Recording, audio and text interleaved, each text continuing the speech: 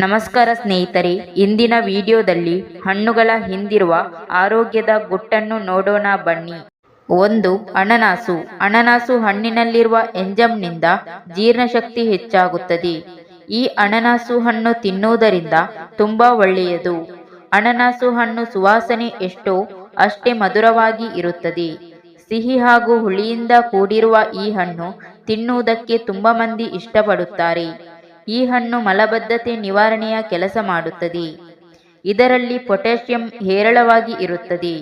ಇದು kidney trouble ಇದ್ದವರಿಗೆ ತುಂಬಾ ಒಳ್ಳೆಯದು.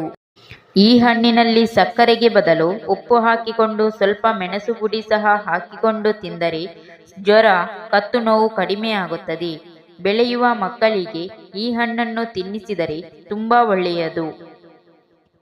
2. ಕಲ್ಲಂಗಡಿ ಹಣ್ಣು. ಕಲ್ಲಂಗಡಿ ಹಣ್ಣು ಕೆಂಪಗೆ ತಣ್ಣಗೆ ಇರುವ ಲೋಳೆ ರಸದಿಂದ ಕೂಡಿರುತ್ತದೆ.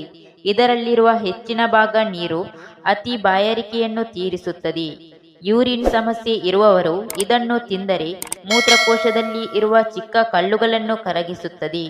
ಕಲ್ಲಂಗಡಿಯ ರಸದಲ್ಲಿ ಜೇನುತುಪ್ಪ ಬೆರೆಸಿಕೊಂಡು ತಿಂದರೆ ರೋಗಗಳು ಕಡಿಮೆಯಾಗುತ್ತದೆ.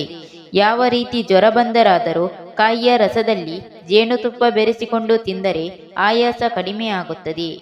ಶರೀರಕ್ಕೆ ಶಕ್ತಿಯೂ ಸಹ. ಮಲಬದ್ಧತೆ ಇರುವವರು ಬೇಸಿಗೆಯಲ್ಲಿ ಈ ಹಣ್ಣು ತಿನ್ನುವುದು ಒಳ್ಳೆಯದು. 1 ಲೋಟ ರಸದಲ್ಲಿ ಸ್ವಲ್ಪ ಮಜ್ಜಿಗೆ, ಉಪ್ಪು ಬೆರೆಸಿ ಕುಡಿದರೆ ಬಾಯಿಯು ಒಣಗುವುದಿಲ್ಲ. ಬೇಸಿಗೆಯಲ್ಲಿ ಯೂರಿನ್ ಮಾಡುವಾಗ ಬರುವ ಉರಿ, ತಲೆನೋವು ಈ ಹಣ್ಣನ್ನು ತಿಂದರೆ ಕಡಿಮೆಯಾಗುತ್ತದೆ. 3. ಸಪೋಟ ಹಣ್ಣು. ಸಪೋಟ ಹಣ್ಣು ತುಂಬಾ ಸಿಹಿಯಾಗಿರುತ್ತದೆ. ಸಪೋಟವನ್ನು ತಿಂದರೆ ಆಯಾಸ ಕಡಿಮೆಯಾಗುವುದಲ್ಲದೆ ರಕ್ತದ ಬೆಳವಣಿಗೆಯಲ್ಲಿ ಸಹಕರಿಸುತ್ತದೆ. ಒಂದು ದಿನಕ್ಕೆ ಕೇವಲ 2-3 ಸಪೋಟ ಹಣ್ಣುಗಳನ್ನು ತಿಂದರೆ ಮಕ್ಕಳಿಗೆ, ದೊಡ್ಡವರಿಗೆ ಎಲ್ಲರಿಗೂ ಎಷ್ಟೋ ಪೋಷಕಾಂಶಗಳನ್ನು ಕೊಡುತ್ತದೆ. 4. ದಾಳಿಂಬೆ ಹಣ್ಣು. ದಾಳಿಂಬೆ ಹಣ್ಣು ಬಾಯಾರಿಕೆಯ ತೇವವನ್ನು ಕಳೆಯುತ್ತದೆ. ದಾಳಿಂಬೆ ರಸವನ್ನು ಸೇವಿಸಿದರೆ ಮೂತ್ರಪಿಂಡಕ್ಕೆ ಒಳ್ಳೆಯದು. ಜ್ವರವನ್ನು ಕಡಿಮೆ ಮಾಡುತ್ತದೆ. ದಾಳಿಂಬೆ ಕಾಯಿಗಳನ್ನು ಅರೆದು ದೇಹಕ್ಕೆ ಹಚ್ಚಿದರೆ ಅಧಿಕವಾಗಿ ಬರುವ ಬೆವರು ಕಡಿಮೆಯಾಗುತ್ತದೆ. 5. ಟೊಮೆಟೊ ಹಣ್ಣು. ಎಲ್ಲರಿಗೂ ಸಿಗುವ ಟೊಮೆಟೊ ಹಣ್ಣಿನಲ್ಲಿ ವಿಟಮಿನ್ ಎ ಸಮೃದ್ಧಿಯಾಗಿರುತ್ತದೆ. ಈ ಹಣ್ಣುಗಳಲ್ಲಿ ಆಮ್ಲಗಳನ್ನು, ಜೀರ್ಣಕೋಶ ರೋಗಗಳನ್ನು ಓಡಿಸಿಬಿಟ್ಟು ಜೀರ್ಣಕೋಶದಲ್ಲಿ ಅಧಿಕವಾಗಿ ತಯಾರಾಗುವ ಆಸಿಡ್ಸ್ ಕಡಿಮೆ ಮಾಡುತ್ತದೆ. ಟೊಮೆಟೊ ಹಣ್ಣನ್ನು ತಿಂದರೆ ಆಯಾಸ ಬರುವುದಿಲ್ಲ.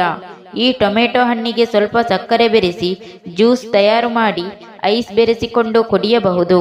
ಟೊಮೆಟೊ ಜ್ಯೂಸ್ ಕುಡಿಯುವುದರಿಂದ ಮೊಡವೆಗಳು ಹೋಗಿ ಶರೀರವು ಕಾಂತಿಯುತವಾಗಿ ಕಾಣುತ್ತದೆ. 6. ದ್ರಾಕ್ಷಿ ಹಣ್ಣು.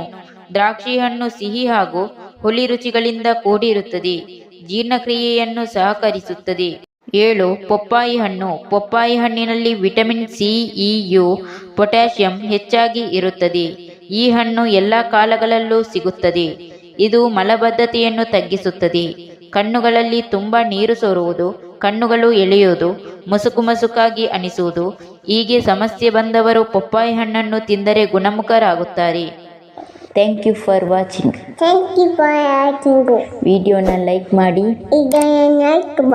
ಶೇರ್ ಮಾಡಿ, ಚಾನಲ್ನ ಸಬ್ಸ್ಕ್ರೈಬ್ ಮಾಡಿ.